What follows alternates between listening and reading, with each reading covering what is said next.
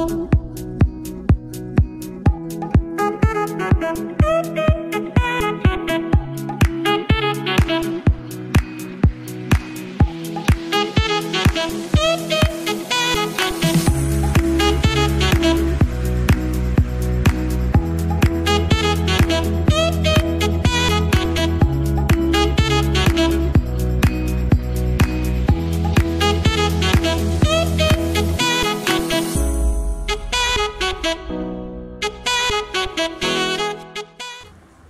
Leute! Servus! Wir sind jetzt heute im schönen Niederbayern mit Top-Herbstwetter angekommen. Der Grund dafür ist, dass wir mal nicht daheim sind, sondern hier woanders, ist, dass wir unsere Autoelektrik angehen wollen. Zugegebenermaßen sind wir da nicht die Besten drin oder die Bewandertsten. Deshalb nutzen wir dankenswerterweise die Unterstützung von der Bastelbus-Gemeinde. Und wir sind jetzt heute bei unserem YouTube-Kollegen vom T4 Bastelbus-Kanal Buso. Und jetzt wollen wir dann eben zusammen die Elektrik mal angehen und da haben wir uns die Unterstützung von einigen Mitgliedern der Bastelbus-Gemeinde geholt. Jo, wir schaffen das! Wir bauen eine LiPo-Batterie in den wunderschönen T4 ein. Und die Batterie ist zur Verfügung gestellt worden von der Firma Creebest. Ein Link wie immer unten in der Videobeschreibung. Ja, was ist das Erste, was wir lernen, in einem T4 eine Batterie einzubauen? Fragen wir mal einfach unser Publikum. Platz finden. Platz finden. Super, Martin. Da unser Rudi ja schon zwei Batterie hat, die unterm Fahrersitz verbaut ist, nehmen wir einfach den Platz gleich wieder her, da sind die Anschlüsse schon da und die alte Batterie fliegt raus, die neue kommt rein. Und dafür muss jetzt erstmal der Sitz weg.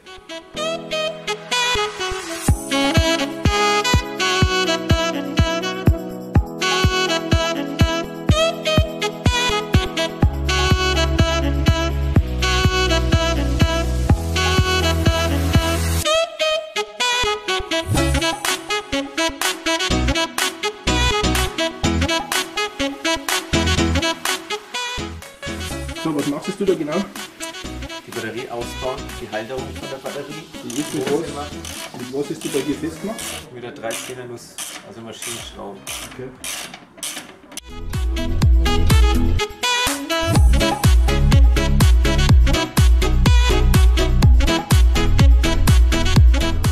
Meiner Meinung nach der beste Unterschied ist, das hat es mit der Tiefenentladung zu tun. Wenn wir uns jetzt hier so eine Batterie anschauen, die hat 75 Ampere Stunden. Das ist eine ganz normale Bleisäure-Batterie. Da scheiden sich jetzt die Geister, jeder hat eine andere Meinung, wie weit man sie runterladen darf, aber ich sage immer, maximale Nutzlast sage ich immer so 40%. Also wenn ich bei 75 oder 70 Amperestunden bin, dann kann ich vielleicht 30 rausnehmen, höchstens. Ja. Und dann fällt es schon unter dem Spannungsbereich, wo es vielleicht sogar schon kritisch, wenn nicht sogar tödlich für die Batterie werden kann, je nachdem wie weit dass man sie runterzieht. Der Vorteil zu dieser ist, die hat nur 42 Ampere, aber die kann ich zu 100% nutzen.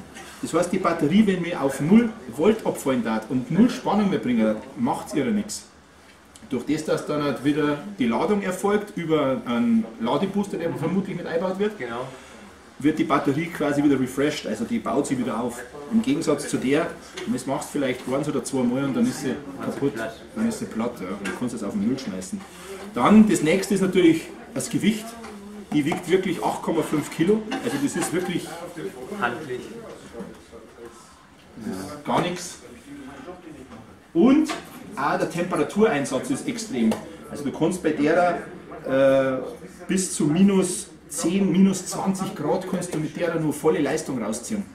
Und natürlich auch deine Ladezyklen sind um einiges höher als wie bei der Maschine. Der einzige Nachteil ist der Kostenpunkt. Kostenpunkt, so eine Batterie kriegst du wahrscheinlich zwischen 80, 90, 100 Euro und die geht so bei 250 bis 300, 350 Euro geht es da ungefähr los. Die kostet jetzt, wenn man es kauft, ich glaube 300 Euro, oder? Sowas von, Ja, so um die 300 Euro. Das ist eine einmalige Anschaffung, meiner Meinung, aber du hast was davon. Also auf längeren Zeitraum definitiv. Und wenn ich jetzt halt wirklich sage, okay, die 42 Ampere, die haben jetzt zu wenig, dann hänge ich noch mehr eine zweite dazu und dann mache ich aus die 42 mache ich 84. Auch von den Abmessungen passt das ja super, da kriegt man den Platz, wo bisher eine Säulenbatterie war, Genau. locker 2. Genau, genau, weil wenn ich es so herschaue, wenn ich es mal so herlege, dann hat locker Genau. eine zweite noch drin Platz. Ja, da würde ich sagen, baust das ein. Nachdem wir jetzt die Batterie fest haben, müssen wir natürlich nur eine Zuleitung ziehen. Wäre nicht schlecht. Gell? Zuleitung, da hast du ein ordentlich dickes Kabel dabei. 25 Quadrat. 25 Quadrat ist auf diese 2,5 Meter mehr als ausreichend, würde ich sagen. Und flexibel, also immer flexible Kabel nehmen. Gell? Ja, und jetzt das Schöne beim T4 ist ja die Durchführung in den Innenraum. Wenn ihr mal herschaut, dann seht ihr da haben so Gumminupsis da drin. Die können wir jetzt einfach durchstechen und dann können wir quasi schon im Innenraum raus.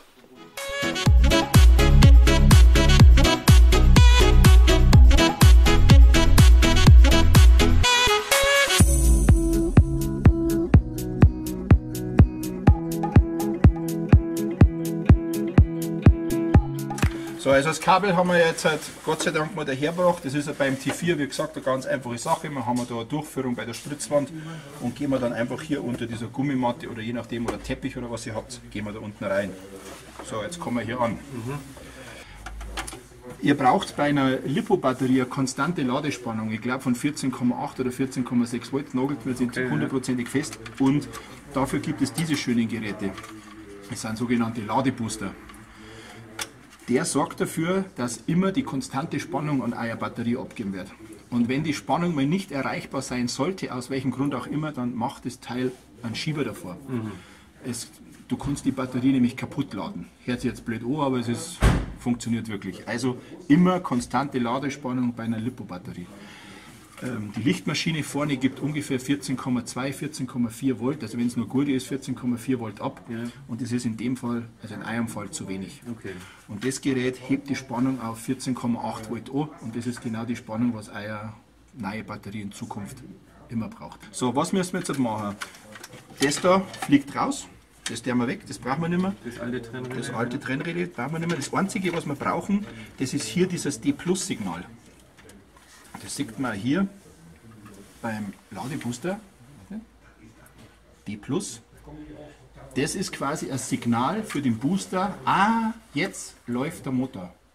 Und zwar kommt dieses D+-Signal von der Lichtmaschine. Das wird von der Lichtmaschine abgegriffen und geht hier drauf. Okay. Sobald du quasi deinen Motor einschaltest, dann weiß die Kiste, hat er Signal, jetzt fange ich zum Laden an. Okay. Ist der Motor ausgeschalten, nehme ich nur noch die Kapazität von meiner Zweitbatterie, aber nicht mehr die Kapazität von der Starterbatterie. Also wie gesagt, im Prinzip dasselbe wie ein Trennrelais, nur dass ich mit einer höheren Ladespannung arbeite. Okay. Und die würde ich sagen, bauen wir jetzt halt einfach ein. Das Problem, was wir jetzt haben, ist, dass wir jetzt hier einen relativ dicken Querschnitt haben und der Ladebooster einen etwas zu kleineren Querschnitt hat. Aber Jo, wir schaffen das!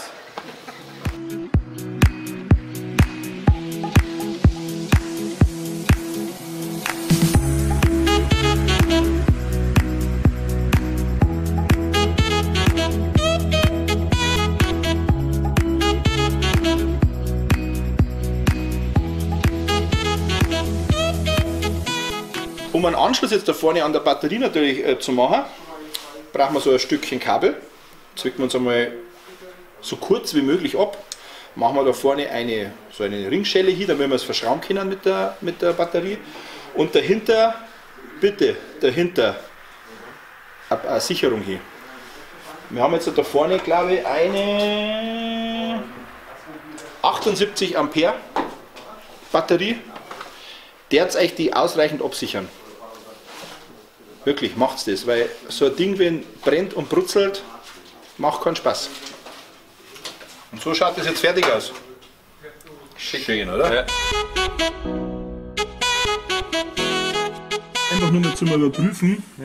Nehmen wir jetzt einfach hier nochmal den Dorn, stecken hier mal rein, gehen wir da auf Masse, und wie wir sehen, kommt nichts mehr an. Also, diese Leitung ist quasi tot und kannst du als Reserve nehmen. Okay. So, jetzt zu dieser Geschichte hier. Die Batterie, die haben wir jetzt mal so festgemacht, also die hält bombenfest. Euer Ladebooster ist fest. Es ist soweit auch alles angeschlossen, die Plus ist drauf. Das eine Kabel war ein bisschen zu kurz, das haben wir jetzt ein bisschen verlängert. Das ist für eure Standheizung. Eigentlich für einen Erstbetrieb sollte alles soweit funktionieren. Sicherungsautomat ein und dann schauen wir mal, ob Ladestrom ankommt. Wir haben jetzt derzeit haben wir irgendwas mit 13 Volt auf der Batterie, was sehr gut ist. Leider ist jetzt mein Messgerät nicht so super genau, aber man kann es schon erkennen soweit. So, lassen wir da mal an. Man sieht hier gleich das Blinken. Also das ist schon mal ein gutes Zeichen. Und wenn man jetzt nur mal hierher schaut, wir sollten eigentlich diese 14 irgendwas Volt,